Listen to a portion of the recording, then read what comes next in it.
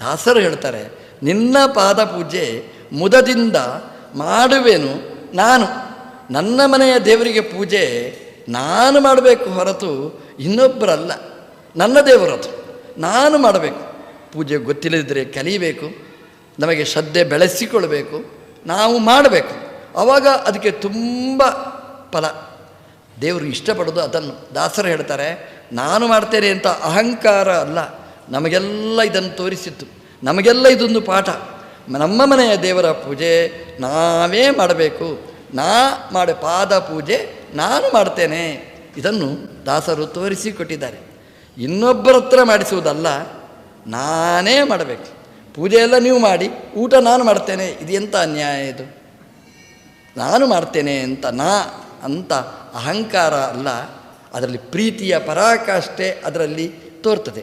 ನಾನು ಮಾಡುವೆ, ಹೃದಯದೊಳಗೆ ಒದಗಿಸಯ್ಯ ಮಧುಸೂದನ. ಪಾದಪೂಜೆ ಮಾಡಬೇಕಾದ್ರೆ ಪಾದ ಬರಬೇಕಲ್ವಾ? ಪಾದ ಕೊಡು. ಬ್ರಹ್ಮದೇವರು ಪಾದಪೂಜೆ ಮಾಡಿದರು, ಪಾದ ಒದಗಿಸಿದ್ದಿ, ಪಾದಪೂಜೆ ಮಾಡಿದರು. ಒದಗಿಸಯ್ಯ ಪಾದ. ಎಲ್ಲಿ ಒದಗಿಸಬೇಕು, ಎಲ್ಲಿ ಬರಬೇಕು ದೇವರ ಪಾದ? ಹೃದಯದ ಒಳಗೆ ಒದಗಿಸಯ್ಯ. ಹೃದಯದಲ್ಲಿ ಬರಬೇಕು ಭಗವಂತನ ಪಾದ. ನಾವು ಇಲ್ಲಿ ಪೂಜೆ ಮಾಡಬೇಕು, ದೇವರ ಪಾದ ಇಲ್ಲಿರಬೇಕು. ಇಲ್ಲಿ ಅಭಿಷೇಕ ಮಾಡಿದರೆ ಆ ಒಳಗಿದ್ದ ಪಾದಕ್ಕೆ ಹೋಗಿ ಮುಟ್ಟಬೇಕು, ಒಳಗಿದ್ದ ಪಾದ ಒದ್ದೆ ಆಗಬೇಕು. ಇದು ಪಾದಪೂಜೆ ಅಂತ ದಾಸರು ಹೇಳ್ತಾರೆ.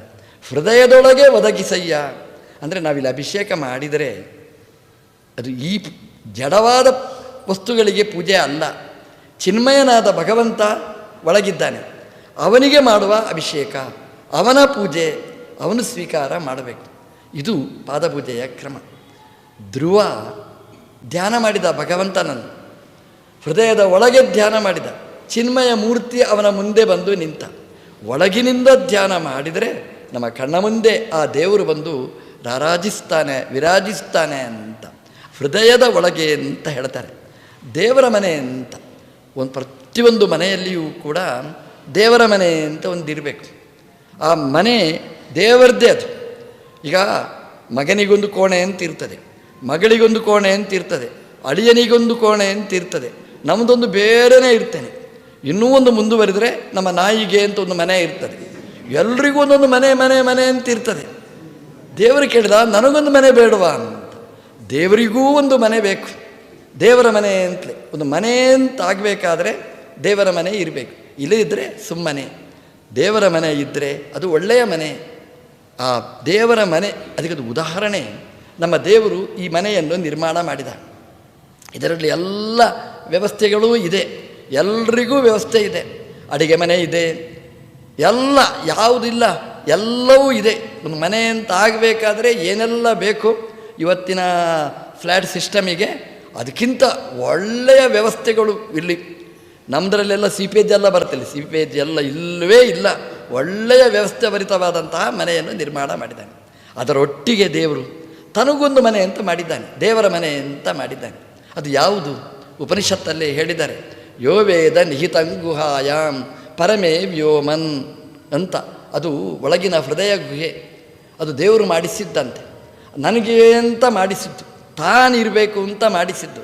ದೇವರು ಅಲ್ಲಿ ಇರ್ತಾನೆ, ನಾವು ಅಲ್ಲಿ ಚಿಂತನೆ ಮಾಡಬೇಕಂತೆ. ಒದಗಿಸಯ್ಯ ಹೃದಯದ ಒಳಗೆ ನೀನು ಇದ್ದೀ ಅನ್ನುವ ಜ್ಞಾನವನ್ನು ಒದಗಿಸ. ದೇವರಿದ್ದಾನೆ, ದೇವರಿಲ್ಲದಿದ್ದರೆ ನಾವಿಷ್ಟು ಗಲಾಟೆ ರಂಪಾಟ ಮಾಡಲಿಕ್ಕೆ ಸಾಧ್ಯನೇ ಇಲ್ಲ. ಒಳಗಿದ್ದಾನೆ, ಆ ಇದ್ದಾನೆ ಅನ್ನುವ ಅನುಸಂಧಾನ ಒದಗಿಸಯ್ಯ. ಆ ಜ್ಞಾನ ನಮ್ಗೆ ಕೊಡು. ದೇವರಿಗೆ ಈ ಜಾಗ ತುಂಬ ಇಷ್ಟ. ಯಾವಾಗಲೂ ಹಾಗೆ ನೋಡಿ, ನಿಮ್ಮದು ಒಳ್ಳೆಯ ವಸ್ತು ಯಾರಾದರೂ ಕೊಟ್ಟರು ಅಂತ ಇಟ್ಕೊಳ್ಳಿ, ನೀವೇನು ಮಾಡ್ತೀರಿ? ಛೇ ಎಷ್ಟು ಚೆನ್ನಾಗಿದೆ, ಎದೆಗೆ ನಾವು ಹಚ್ಚಿಕೊಳ್ತೇವೆ.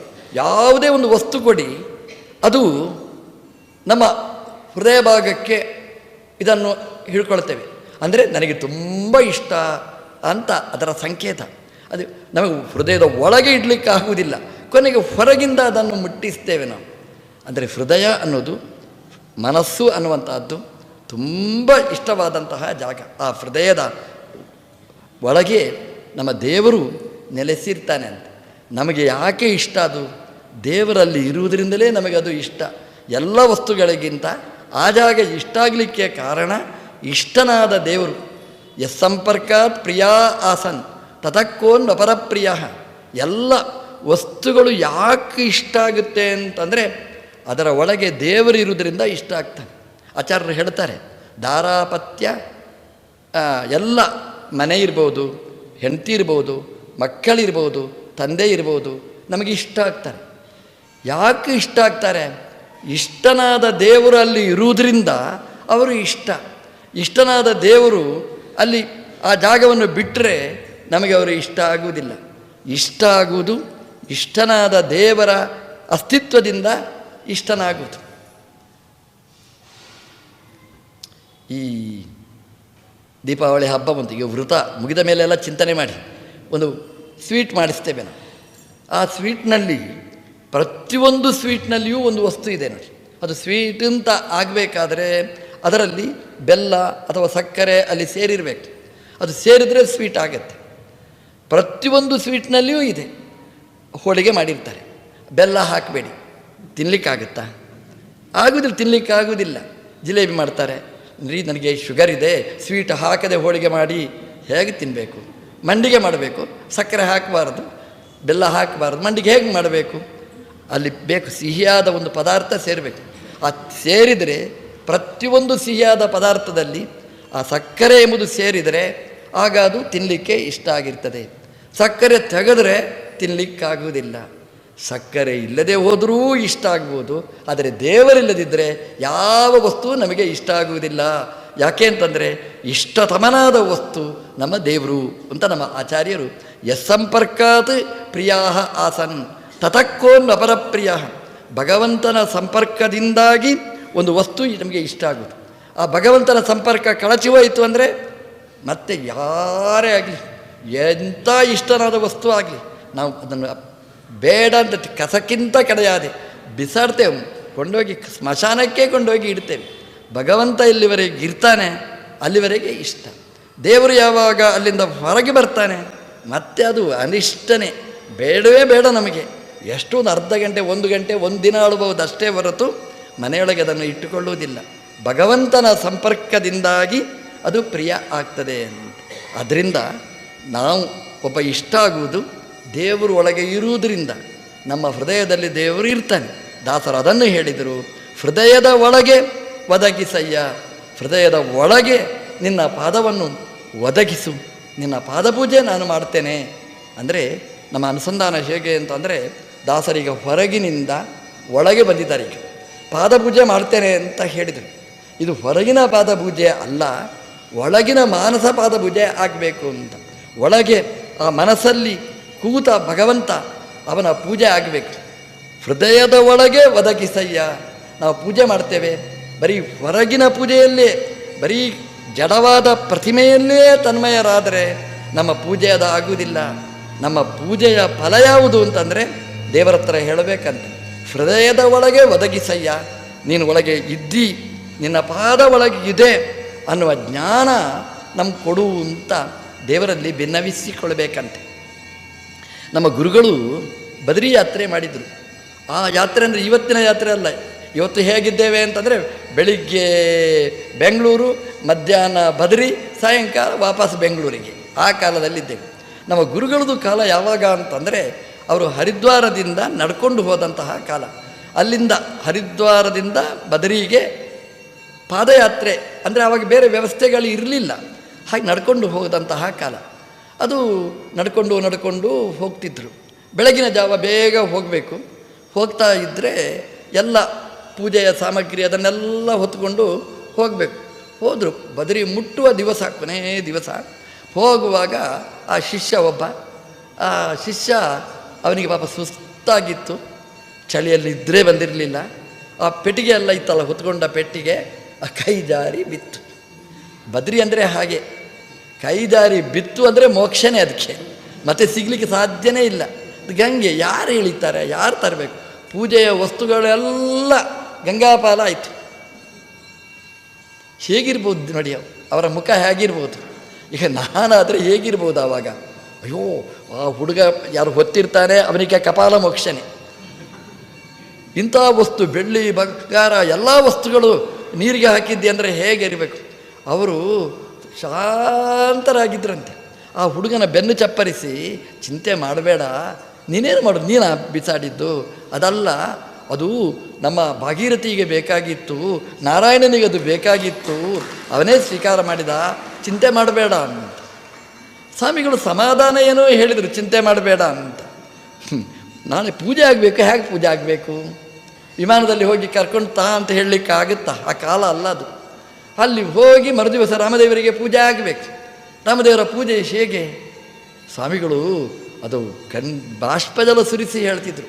ಆ ಪೂಜೆ ಅಂದರೆ ಪೂಜೆ ಅಂತ ಹೇಳ್ತಿದ್ರು ಸ್ವಾಮಿಗಳು. ಅದು ಹೇಗೆ ಪೂಜೆ ಅಂತಂದರೆ, ರಾಮದೇವರ ಪೆಟ್ಟಿಗೆ ತೆಗೆದು ರಾಮದೇವರನ್ನು ನಿಲ್ಲಿಸಿದರು. ನಿಲ್ಲಿಸಿ ಇಲ್ಲಿ ಏನು ಪೂಜೆ ಮಾಡಿದರೂ ಅಷ್ಟೂ ಪೂಜೆಯನ್ನು ನಾನು ಮಾಡಿದೆ ದೇವರಿಗೆ ಅಂತ ಹೇಳಿದರು. ಅಲ್ಲಿ ಪಾತ್ರೆಗಳಿಲ್ಲದೇ ನಾನು ಪಾತ್ರೆ ಇದ್ದ ಪೂಜೆಯನ್ನು ನಾನು ಮಾಡಿದೆ ಅಂತ. ಹೇಗೆ ಅಂತಂದರೆ, ಕಲಶ ಪೂಜೆ ಆಗಬೇಕು, ಆ ಕಲಶವನ್ನು ಅನುಸಂಧಾನ ಮಾಡಿದೆ, ಅಲ್ಲಿ ನೀರಿದೆ ಅಂತ ಅನುಸಂಧಾನ ಮಾಡಿದೆ, ಅದಕ್ಕೆಲ್ಲ ಅಭಿಮಂತ್ರಣೆ ಮಾಡಿದೆ, ಅದಕ್ಕೆಲ್ಲ ಜಪ ಮಾಡಿ ಆ ದೇವರಿಗೆ ಅದನ್ನು ಅಭಿಷೇಕ ಮಾಡಿದೆ. ನೀರಿಲ್ಲ, ಅಭಿಷೇಕ ಮಾಡಿದೆ. ನಮ್ಮದು ನೀರಿದೆ, ದೇವರ ಅಭಿಷೇಕ ಅಂತ ತಗೊಳ್ಳೋದಿಲ್ಲ. ಸ್ವಾಮಿಗಳು ನೀರಿಲ್ಲದೆ ಅಭಿಷೇಕ ಮಾಡಿದರು, ದೇವರು ಅದನ್ನು ಪೂರ್ಣವಾಗಿ ಸ್ವೀಕಾರ ಮಾಡಿ ಅವರಿಗೆ ಅನುಗ್ರಹ ಮಾಡಿದ. ಅಂದರೆ ಪೂಜೆ ಹೇಗೆ ಮಾಡಬೇಕು ನನಗೆ ಬದರೀನಾರಾಯಣ ದೇವರು ಕಲಿಸಿಕೊಟ್ರು ಅಂತ ಸ್ವಾಮಿಗಳು ಅದನ್ನು ಹೇಳ್ತಿದ್ರು. ಪೂಜೆ ಹೇಗೆ ಮಾಡಬೇಕು? ದ್ರವ್ಯ ಇದ್ದಾಗ ಮಾಡುವ ಪೂಜೆ, ದ್ರವ್ಯ ಇಲ್ಲದಿದ್ದಾಗ ಮಾಡಿ ಅದನ್ನು ಪೂರ್ಣವಾಗಿ ಭಗವಂತನಿಗೆ ಸಮರ್ಪಣೆ ಮಾಡಿದ ಮಹಾತ್ಮರು. ಅವ್ರು ಹೇಳ್ತಿದ್ರು, ಖುಷಿಯಲ್ಲಿ ಇದನ್ನು ಹೇಳ್ತಿದ್ರು. ಆಮೇಲೆ ವಸ್ತುಗಳೆಲ್ಲ ಬಂತು, ಅದು ಬೇರೆ. ಆ ಒಂದೆರಡು ದಿನ ಅಲ್ಲಿ ಪೂಜೆ ಅದು ಹೇಗಿರ್ಬೋದು ಅವರಿಗೆ ಏನೂ ವ್ಯಗ್ರರಾಗಲಿಲ್ಲ. ಅಯ್ಯೋ ಪೂಜೆ ಇಲ್ಲ ಅಂತ ಬಂದವರಿಗೆಲ್ಲ ಮುಂದೆ ಕೊರಗಲಿಲ್ಲ. ಅವರು ಪೂಜೆ ಮಾಡಿದ್ದೇನೆ, ಧನ್ಯತೆಯ ಮನೋಭಾವ ಅವರಿಗಿತ್ತು. ಹೇಗೆ ಪೂಜೆ ಮಾಡಿದರು ಅಂತಂದರೆ, ವಸ್ತುಗಳು ಇಲ್ಲ ಅಂತ ಪೂಜೆ ಮಾಡುವುದಲ್ಲ. ನಾವು ದೇವರ ಕೋಣೆಗೆ ಹೋಗುವಾಗಲೇ ಧೂಪ ಇಲ್ಲ, ಗಂಧ ಇಲ್ಲ, ನೈವೇದ್ಯ ಇಲ್ಲ ಬೈದುಕೊಂಡೇ ಹೋಗ್ತೇವೆ. ಅವರು ಇಲ್ಲ ಅಂತ ಹೇಳಲಿಲ್ಲ, ಎಲ್ಲ ಉಂಟು ಅಂತಲೇ. ಸುಳ್ಳಲ್ಲ. ಯಾಕೆಂದರೆ ಪೂಜೆಯ ಸಾಮಗ್ರಿ ಅದು ಹೊರಗೆ ಇರುವುದಲ್ಲ, ಪೂಜೆಯ ಸಾಮಗ್ರಿ ಅದು ಒಳಗೆ ಇರುವ ವಸ್ತು. ದೇವರು ಬಯಸುವುದು ಹೊರಗಿನ ವಸ್ತುವನ್ನಲ್ಲ, ಒಳಗಿನ ವಸ್ತುವನ್ನು ಭಗವಂತ ಬಯಸ್ತಾನೆ, ನೈವೇದ್ಯವನ್ನಲ್ಲ. ನಾವು ಒಳಗಿಂದ ಮಾಡುವ ಆ ಮಂಡಿಗೆ ನೈವೇದ್ಯ ಭಗವಂತನಿಗೆ ತುಂಬ ಇಷ್ಟ. ದಾಸರು ಹೇಳ್ತಾರೆ, ಹೃದಯದ ಒಳಗೆ ಒದಗಿಸಯ್ಯ ಮಧುಸೂದನ, ಹೃದಯದ ಒಳಗೆ ನಿನ್ನ ಪಾದ ಒದಗಿಸು, ಆ ಪಾದದ ಪೂಜೆಗೆ ಬೇಕಾದ ಎಲ್ಲ ದ್ರವ್ಯಗಳನ್ನು ಒದಗಿಸು ಅಂತ ದಾಸರು ಏನು ಪ್ರಾರ್ಥನೆ ಮಾಡಿದ್ದಾರೆ. ನಿಮ್ಮೆಲ್ಲರ ಪೂಜೆ ಹಾಗಾಗಲಿ ಅಂತ ಹಾರೈಸ್ತಾ ಕೃಷ್ಣಾರ್ಪಣ ವಸ್ತು.